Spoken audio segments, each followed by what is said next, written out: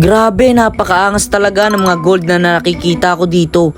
Nagkikrave talaga ako kaya gigil na gigil ako sa pag-hard work at pag-hustling ko. Alam kong balang araw makakamit ko din tong mga pangarap ko ng mga gold collection. Tiwala lang, trust the process. And dapat hindi mawala ang faith natin kay God. Tingnan nyo ang presyo ng mga bigas, mga kayod na. Kaya ikaw, kung nag-iisip ka na mag-asawa, wag muna. Hindi ko mahanap kung nasa Miguri. Suko na ako.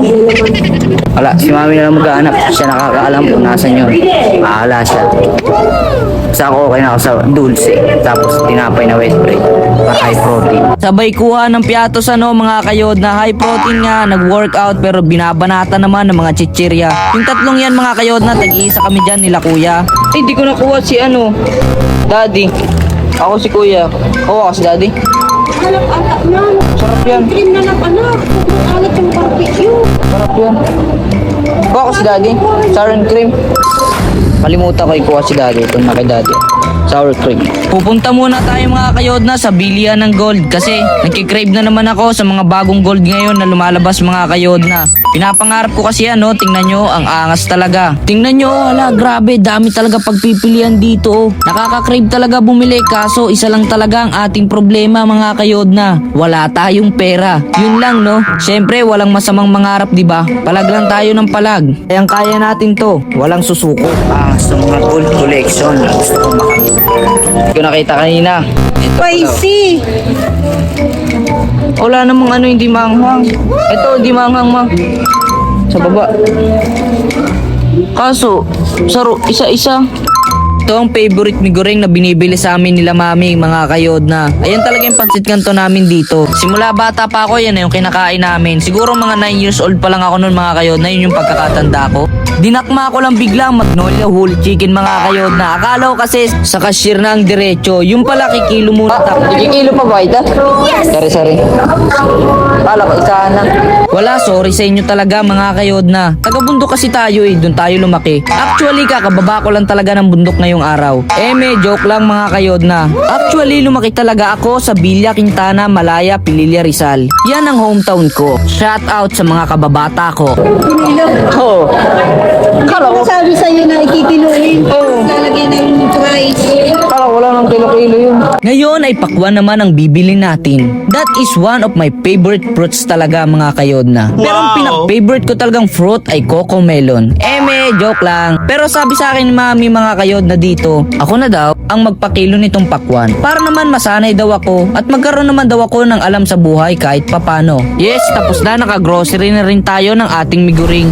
Mga kayod na, ito lang pala yung Vitamilk ko, kanina ko pa hinahanap. Pero okay lang yon, mas naging sulit naman tayo sa dulce. Nakatipid tayo kahit 2 pesos. Syempre kumuha na rin tayo dyan ng soft drinks. Hindi naman ako iinom dyan mga kayod na. Sila mami lang, di ba? Oh, di ka naniniwala. Maniwala ka sa akin. Tingnan mo pa lang sa itsura ko, di ba? Katiwa-tiwala na. Kumuha pa nga ako ng Mountain Dew para talaga sa kanila. Ganon talaga ako kabait mga kayod na. Mapagbigay tayo syempre. Mapagbigay ako kasi hindi naman ako yung magbabayad. Sila naman yung magbabayad kaya kuha lang tayo ng kuha. Walang problema doon, di ba? Ako na muna ang mag-i-intermeter dito mga kayod na. Pagbigyan nyo na muna ako sandali lang. Kasi si mami na rin mamaya dyan dahil hindi ko alam kung paano masyado dyan. Sabi kasi sa akin dyan ni mama dapat sama-sama daw yung mga bawat chichirya dyan.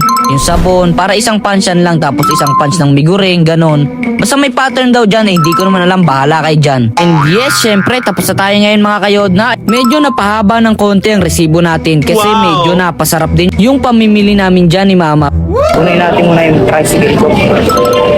Kasi doon para hindi na mahirapan si mama. Doon na kami daan sa kabila. Tara samahan nyo ako kunin ko yung tricycle. Ayan na yung tricycle natin mga kayod na. Medyo lonely na siya. Medyo matagal ko na rin kasing naiwanan. Pero magmamaygi na muna tayo dyan kay mami. Sabi ko ako nang magbubuhat pero wala, hindi talaga kaya. Medyo mabigat talaga. Kulang pa talaga tayo sa workout mga kayod na. Kaya pinabuhat na lang din natin kay kuya. Maraming salamat sa'yo kuya. Buti na lang dumating ka. Wala, inabot lang tayo ng pagmamagaling kay mami. Hindi naman pala tayo obra. Angas yarn. Kaya binigyan na rin natin ng 10 pesos si kuya bilang pasasalamat. Pre. Bigyan mo na kay kuya. Kukunin na natin. Itong resibo. Wala na to. Pagdanan yun. Binalikan na natin yung hagdanan mga kayodna na iniwan natin kanina. Sana all binabalikan ha.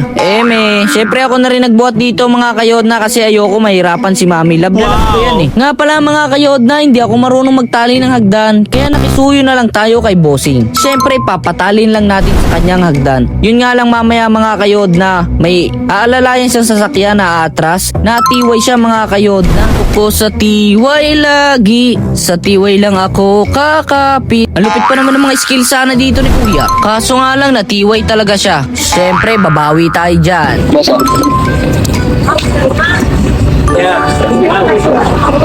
Worth it baga Kuya kanina no?